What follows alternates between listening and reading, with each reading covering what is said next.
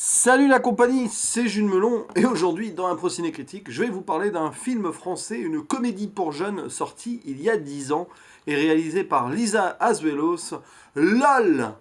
Et ouais, c'était le titre du film, Laughing Out Loud.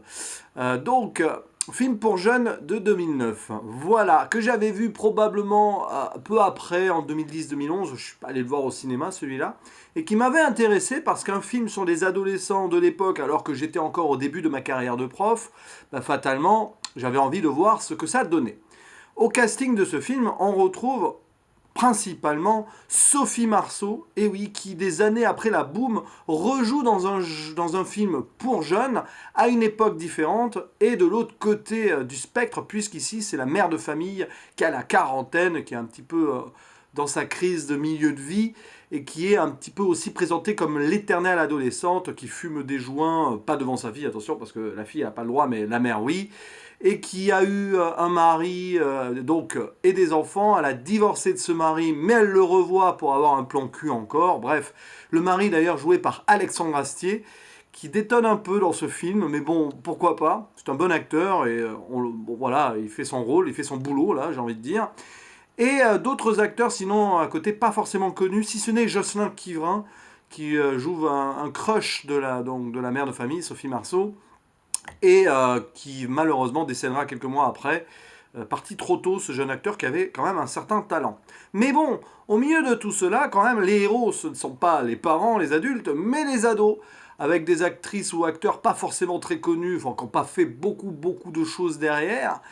Et l'histoire tourne autour d'une certaine Lola, surnommée LOL, d'où le film LOL, qui, est en je sais pas quelle classe, enfin, qui est au lycée, et qui a plein de petits soucis de cœur, d'amis, machin, crise d'identité, tout ça, tout ça. Bon, alors c'est un film clairement qui montre ça, et qui ne va pas spécialement plus loin. Je sais plus à l'époque si je l'avais apprécié ou pas. C'est pour ça que j'ai eu envie de le revoir en fait. Je me suis dit, tiens, ce film, qu'est-ce que ça me dit quelque chose. Oui, bon, bref, je l'avais vu, machin, mais il faut que je le revoie. Et avec le recul, franchement, bon, très dispensable. Même s'il y a des choses qui sont plutôt bien écrites. Enfin, bien écrites dans le sens, le film se tient, il a sa cohérence. Mais par contre, ce qu'on enfonce les portes ouvertes et les clichés de A à Z dans ce film. Ouïe, ouïe, ouïe, ouïe, ouïe, avec les conflits parents-ados, machin, les ados qui veulent à tout prix découvrir la vie, forcément, hein, le temps de certaines fêtes avec alcool, drogue et sexe. Évidemment, bon, en même temps, ça c'est plus ou moins vrai. Il faut bien que jeunesse se passe, comme on dit, et tous nos jeunes, on a tous plus ou moins on est tous plus ou moins passés au-delà de la limite et tenté quelques petits trucs pour voir si c'était sympa ou non, machin. Beaucoup en sont revenus, d'autres moins, mais ça, c'est une autre histoire. Finalement, ce film, quand tu l'as vu, tu te dis, ok, bon, bah ouais, ça a l'air réaliste, c'est vrai, ça l'est. Mais qu'est-ce que ça apporte au paysage cinématographique français? Pas grand-chose, si ce n'est dans son produit final quelque chose donc de plutôt réussi, mais qui, je vous avoue, à la relecture, m'est passé très largement au-dessus de là. Bon, c'est toujours intéressant quand même de voir le contexte scolaire lycéen, moi en tant que prof, surtout qu'il y a un gros focus sur la prof d'anglais, qui est dépassée par les événements et tout, ça me fait marrer, qui envoie ses élèves pour un voyage d'échange linguistique plus ou moins à Londres dans des familles, ce qui donne un passage totalement burlesque qui dure une bonne partie du film lorsqu'ils sont à Londres, avec évidemment, enfin, en Angleterre, avec les clichés de il pleut et tout, il n'y a pas de couleur, machin, les familles anglaises totalement barrées. Alors bon, oui, ce film, comme je le disais, joue beaucoup sur les clichés et les stéréotypes. Là, les Anglais en prennent pour leur grade, c'est évident, mais bon. J'ai envie de dire, c'est toujours un poil mieux que les profs d'eux. Et par contre, ça me rappelle qu'il y avait eu un film, je sais pas si c'était Les Sous-doués en vacances ou un truc du genre, ou à nous les petites anglaises, enfin je sais pas, il y a eu des films du genre avant qui étaient plutôt sympas. C'est marrant comme quoi ce contexte, séjour linguistique britannique est toujours pris d'assaut par les réalisateurs qui tournent donc des films sur les adolescents qui sont au lycée. Je ne sais pas pourquoi, mais bon, je sais pas, c'est dans le subconscient collectif et tout. Petite dédicace à des collègues qui récemment ont envoyé enfin, qui sont partis avec leur terminal en Angleterre. Je sais pas s'il y a eu les mêmes clichés, le même bordel, mais bon. Bref.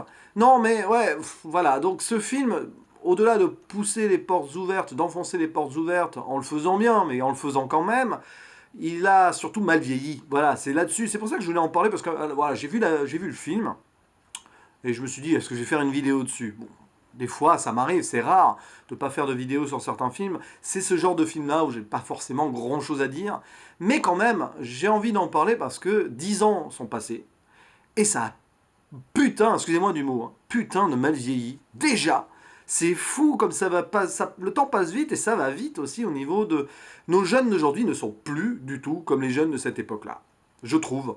Enfin, il y a une évolution de la société qui fait que si vous montrez ça à un jeune de 17-18 ans aujourd'hui, il va dire ouais, c'est quoi ces trucs, c'est vieux, ouais, c'est toi, c'est ton histoire papa et tout, enfin voilà. Eh ben non, c'est à 10 ans. Et il y a tout le contexte d'époque, ça me rappelle des choses. Moi j'étais plus ado déjà, mais j'ai connu certaines choses, genre MSN, les conversations MSN. Euh, Aujourd'hui, c'est fichu. Hein. Maintenant, c'est tout par téléphone, Messengers et tout, et Snapchat. Les coupes de cheveux improbables de l'époque. Alors, ça peut paraître cliché aujourd'hui, mais j'ai été prof au lycée à cette époque-là. Et c'est vrai qu'il y avait ce mix entre tectonique et bébé brune au niveau des coupes de cheveux des garçons qui était assez improbable, ouais. Voilà, donc ça fait un petit peu miné et tout. Ça fait très bébé brune, surtout d'autant plus que les garçons du film, enfin quelques garçons du film, dont le principal du film qui s'appelle Maël, est dans un groupe de rock folk machin, très bébé brune, mais plus en mode britannique quand même. Voilà, c'est peut-être pour ça aussi qu'ils partent en séjour linguistique. D'ailleurs, je m'attendais à plus d'approfondissement du côté musical londonien et britannique, mais pas du tout en fait. Bon bref, pas grave. Donc oui, il y a tout ce contexte groupe de rock, machin. Donc ouais, et puis bah, la BO de l'époque, alors c'est marrant parce qu'ils sont allés chercher des BO des années 90 aussi, il y a du Supergrass et du Blur par exemple. Mais il y a quelques trucs, voilà, je crois que c'est Keane à un moment, il y a... Enfin, j'ai pas relevé exactement les trucs parce que je m'en souviens plus. Il y a Pink Martini. Non, c'est pas. Si, je sais plus si c'était Keen, Somewhere Only We Know. Oui, c'est ça, je suis en train de regarder, c'est exactement ça. Bon, bref. Mais ça m'a vieilli. Voilà, clairement. Parce que bon, les textos, enfin, les portables d'époque ont bien évolué aujourd'hui. Et puis, je sais pas, même dans la relation entre les ados, je trouve que ça fait très suranné. Mais même peut-être à l'époque, c'était peut-être un peu surjoué là-dessus, je sais pas. Peut-être trop de références à la Boom aussi, que j'ai vu il y a longtemps, et ce film semble être une sorte d'hommage de Boom 2. C'est peut-être pas pour rien qu'ils ont pris Sophie Marceau pour jouer la mère, comme une sorte de cercle refermé. Bref, voilà, donc des soucis entre les adultes qui ont du mal à passer la quarantaine, les ados qui ont du mal à passer, à anticiper le passage vers l'âge adulte. Là-dessus, vous trouvez toutes les thématiques habituelles, donc amour, trahison, amitié, machin, tout ça, voilà quoi. Tu me comprends pas, dispute entre la mère et la fille, hein, et puis non, en fait, elles s'adorent. Puis il y a des scènes improbables dans le film, à un moment, parler de la mère et la fille qui s'adorent, oui. De là à prendre un bain ensemble avec la petite sœur aussi, j'ai trouvé cette scène un petit peu bizarre et malaisante quelque part.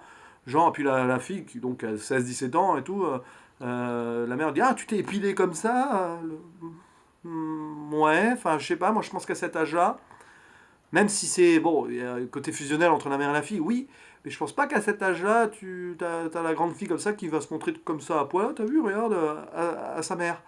J'en doute. Mais bon, pourquoi pas.